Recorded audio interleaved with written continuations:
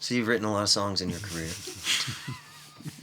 You've written a lot of good songs in your career. So I've heard, yeah.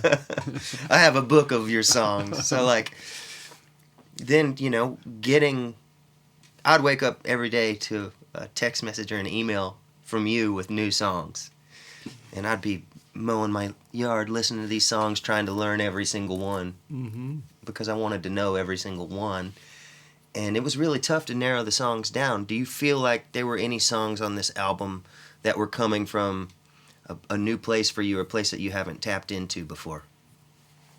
Every song is a new place to tap into, really, and I consider one of the gifts of the job is that I get to stay with them as long as I need to kind of coax them into being what they want to be. I've always said kind of that if I'm patient enough, the song will tell me what it wants to be. And because it seems like when I'm trying to force a song to be something that I want it to be here, the whole time my heart is down here saying, let it be what it's gonna be, Mm-hmm. And for instance, like Louisiana Sunshine, Feeling Okay, that song started back in like 1983 or something like that, and I knew what it wanted to be, and I tried to force it into being something, but over time it became what it is. And as we were approaching recording, I really started to understand what the song had been trying to tell me for a long time. Right. And I think that's pretty much what we recorded. Mm-hmm. But Sometime Thing, for example, that was an idea I had from way back when an incident happened with a movie star and Claudia, my wife Claudia, and he was trying to put a move on her, and I just stood back and watched. But I tried to force the idea of Sometime, she don't believe in making love at Sometime Thing, into a particular bar chord, Chuck Berry rhythm. And I could never make it ring true. And then as we were having our conversations, and one morning I woke up and the melody was there. Yeah. And I, without any thought, I recorded it on my phone and sent it to you that quickly. Yeah. And the point being is that everything I tried to do to hammer that song into being one thing, once I went back to being unconscious or subconscious about it, it comes up, it's like weeds growing, it just comes up over here and it goes, oh, here we are. And that's what we went and recorded. Yeah. So all the good songs come from a new place. Mm-hmm. Every time. I don't think I have certainly I've repeated myself over the years. You don't write as many songs as I've written without repeating yourself, but usually they don't make it on the albums. Yeah. So it's sometimes, it's like when you're playing your solo at the end of Taking Flight. It wasn't that you were planning that solo. Right. It's just the gates opened and there it is. And you played it exactly like you did. And it wasn't your design to play that. It was your experience of playing that, mm-hmm. which is, to me, to present a guitar solo like that, or to wake up one morning and come up with a brand new melody for words you've been trying to find the right thing for a long time. That's just the beauty of music. Yeah. Man, I think that one of the things that I learned about you during this process is how relentless you are when it comes to chasing ideas and getting the Well, I'll emotion hand across. them down. Oh my gosh, yeah. I mean, it's amazing because but also this is another thing too. And this is what goes to your point of like, you don't plan to do some things like play a solo or wake up and have that melody. It's there from your experience and all that. And waking up to a message from you with hey Tyler, check this song out, and then you would play and sing a song into whatever recording apparatus was around. I became addicted to some of those voice note recordings, and I think that was really informative to what the most important thing on this album is, and it's you and your voice and your ideas. And Trina and I had a lot of conversations about like, let's stay out of the way. How do we all stay out of the way so that's the focus, you know? Well, those morning, you wake up fresh. Yeah. As Guy Clark used to like to say, he said, "Oh, watch out for him. He'll wake up when you're fresh." Those morning, when I know what you mean. The music that I might make when the day hasn't gone on very long, or the night it's late at the night, or whatever situation where you get to where the music that you're making is not coming from here, but everywhere else. Just to get, I always say that self-consciousness is the enemy of art. And when the self-consciousness is out of the way, good things can happen. Yeah. Yeah. Yeah. I think you can hear that on certain tunes on the record.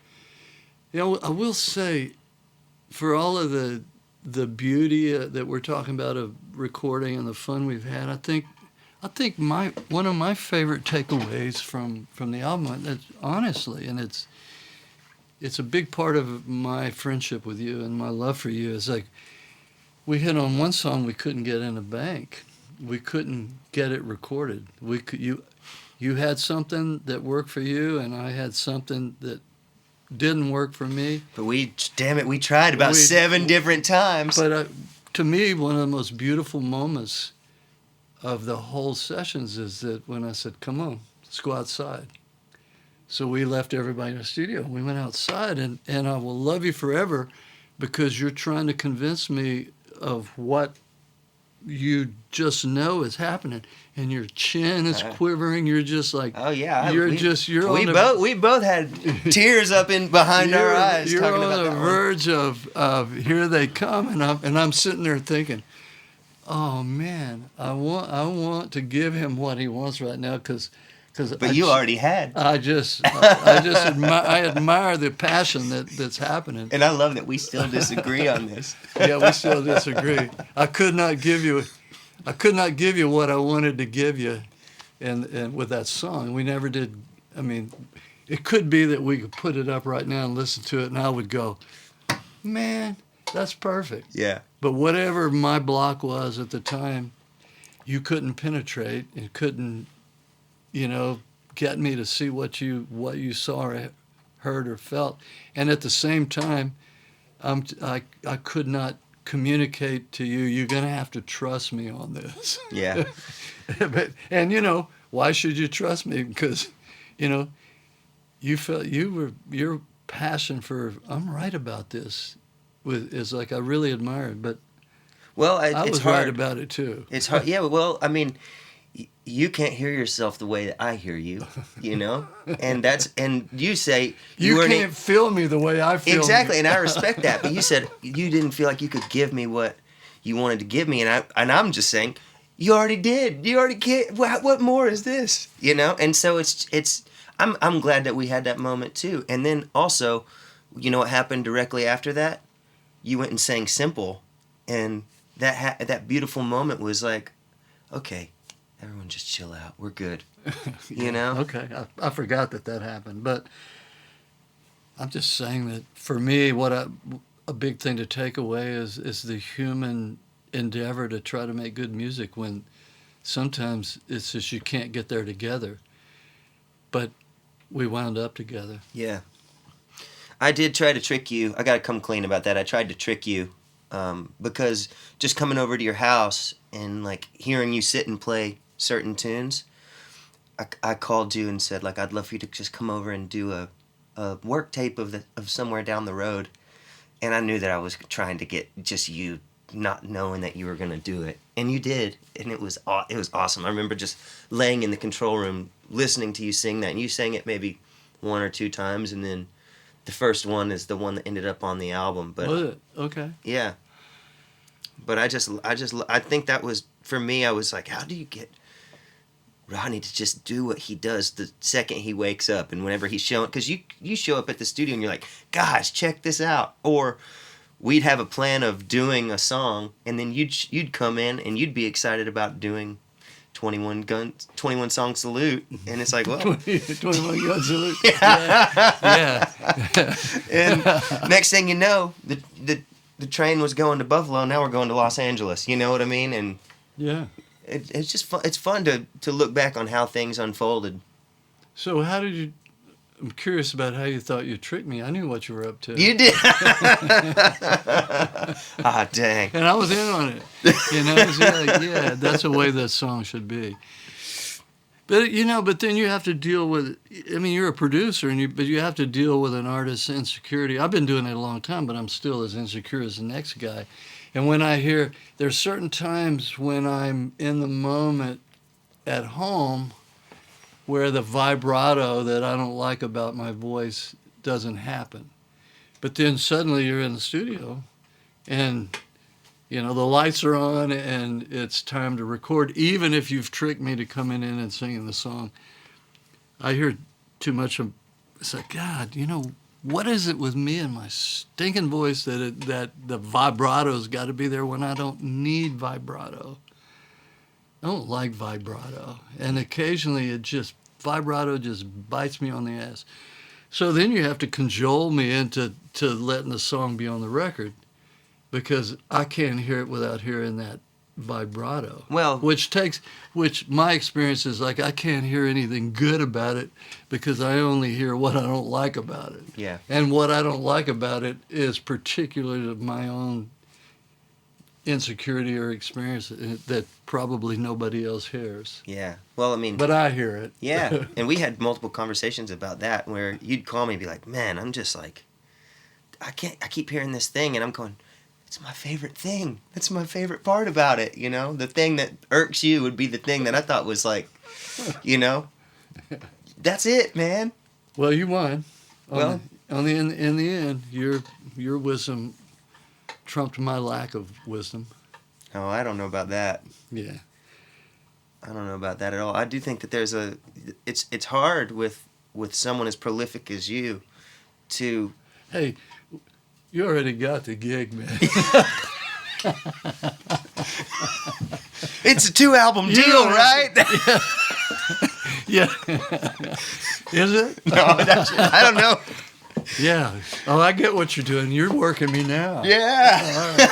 I get it. I see what's happening. No, that's not Okay, it I'm at in. all. That's not it at all. It is a 2-record. No, I'm deal. saying it was tough. That hardest part for me was I fell in love with a lot of songs, and you had to let me down on a couple of things where there would be a song, and then you can only have an album be so long, and there were great songs that got cut.